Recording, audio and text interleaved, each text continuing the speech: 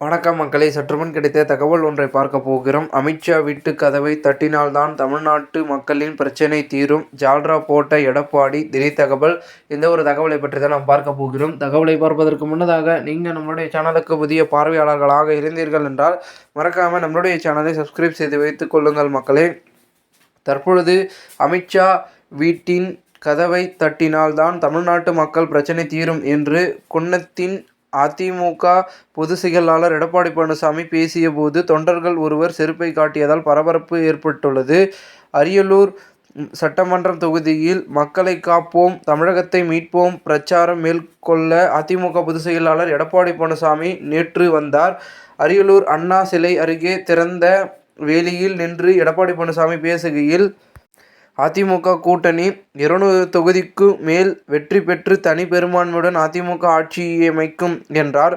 தொடர்ந்து கொள்ளிடம் ஜெயகொண்டானத்திற்கு சென்று அவர் பிரச்சாரம் மேற்கொண்டார். அங்கு காமராஜரின் 123வது பிறந்தநாள் முன்னிட்டு அவரது உருவ படத்திற்கு எடப்பாடி பழனிசாமி மலர் தூவி மரியாதை செலுத்தினார்.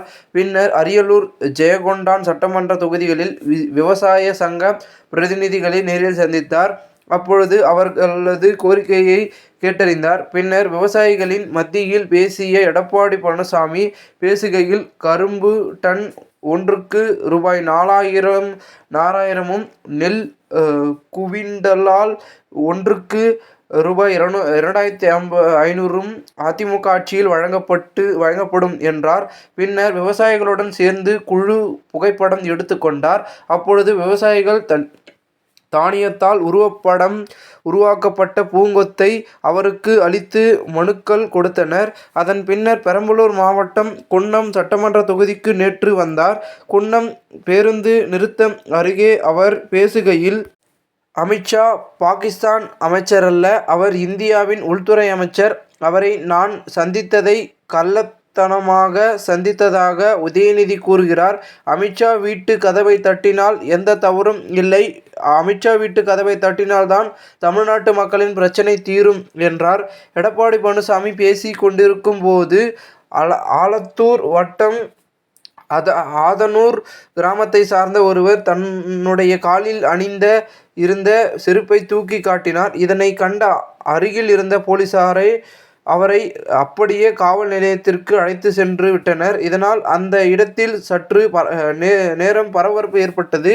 எடப்பாடிக்கு காவி வேட்டி. சேலம் மாவட்டம் திமுக முன்னாள் மருத்துவ அணி அமைப்பாளர் டாக்டர் சுகுமார் மற்றும் சூரமங்கலம் முன்னாள் இளைஞரணி அமைப்பாளர் அருண் பிரபாகரன் தலைமையில் திமுகவினர் நேற்று சேலம் பழைய பஸ் ஸ்டாண்டு அருகேயுள்ள தலைமை அஞ்சலி அலுவலகத்திற்கு வந்தனர். அதிமுக பொதுச் செயலாளர் எடப்பாடிக்கு RSS மற்றும் பாஜகவுக்கு கொள்கை பரப்பு செயலராக மாறியிருப்பதாக கூறி வரும் அஞ்சல் மூலம் காவி வேட்டி அனுப்பினர். இனி வரும் காலங்களில் அவர் வெள்ளை வேட்டி கட்ட வேண்டாம், அவருக்கு இனி காவி வேட்டிதான் பொருத்தமாக இருக்கும் என்றனர்.